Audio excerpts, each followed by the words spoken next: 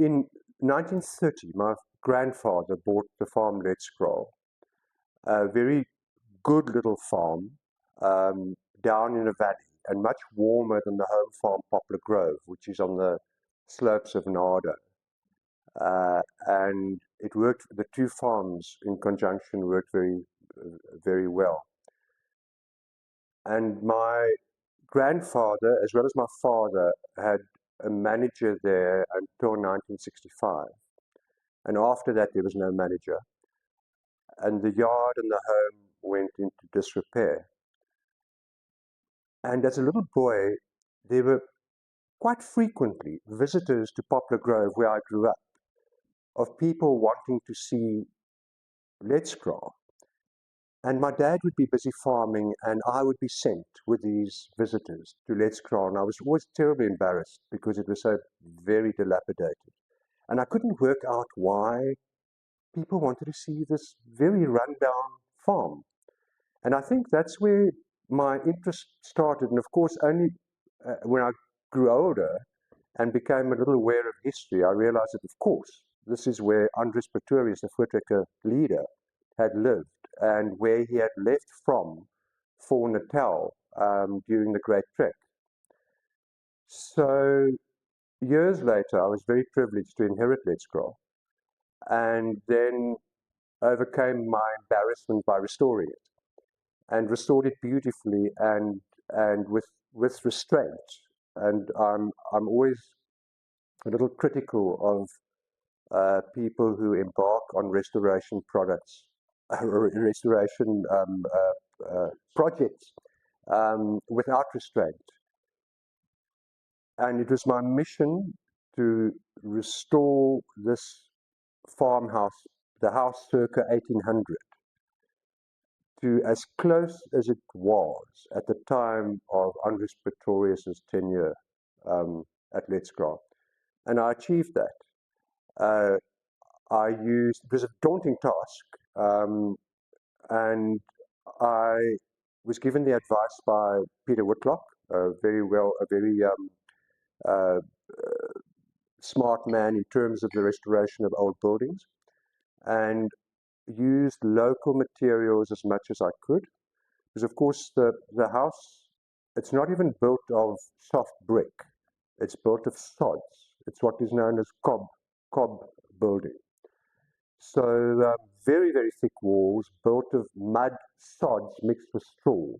And of course they tape it at the top because you can't build up straight with mud. So it's a very old house.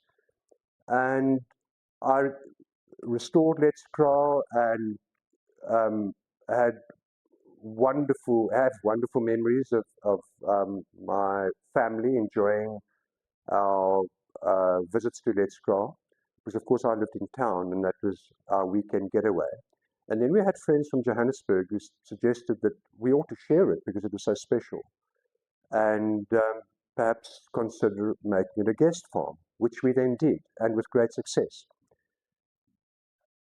Letskraal, what is so special about it is that there's no electricity, because there wasn't at the time of Andries Pretorius, and of course there's no signal. And it gave, and I have to say, when you visit Letskraal, there is this tranquility, this peace that descends on you when you're there, because there are no distractions. And and you need to be quite prepared, because you need to ensure that the lamps and the candles are all in good order before sunset. Otherwise, you're caught in the dark. There are no digital sounds of IT devices. And of course, our visitors would report how traumatic it would be for them upon arrival. And what we did is a minimum 3 nights. It was about experiencing the Karoo. And those return visitors would then stay for a week and longer, and sometimes for 2 weeks, with their families. And the nicest, one of the nicer entries I had in the visitors book was, "It's the best FaceTime we've ever had as a family," because the family need to then interact. They go for walks, they cycle, they read, they play games, and they talk to each other. There are no IT distractions at Letskraal, which makes it very, very special. But just back to Andries Pretorius and his life there. So he lived there for 20 years, arrived there in 1818, and then in 1838, after Piet Retief had been murdered by the Zulus, the Boers in Natal were without a leader and they were in trouble. And Gerrit Maritz sent Sarel Sawyer, who had actually farmed in New Bethesda, but was then in Natal, along with Sarel's cousin Frans Hatting, back to Letskraal to convince Andries Pretorius to move to Natal and to take leadership of the Boers in Natal. Now, Andries Pretorius had been there prior. He had done a recce. He did have, it was his intention to move to Natal, but they needed him to get a move on. And when you sit in the what they call the voorkamer, you know, the lounge of this pioneer dwelling, it really is quite moving. If you sit there and you consider what conversation Sarel Sawyer and Andries Pretorius might have had in that front room. Sarel Sawyer clearly being very traumatized by the events in Natal and having come back all the way to convince Andries Pretorius to get a move on. And then, of course, he did. He did get a move on. He sold Letskraal and he left on the 1st of October 1838 and arrived in Natal on the 22nd of November 1838. And a few weeks later, on the 16th of December, was the Battle of Blood River, which he commanded.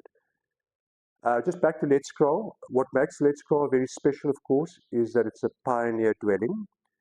I would venture to say that it's possibly the best preserved pioneer dwelling in the country.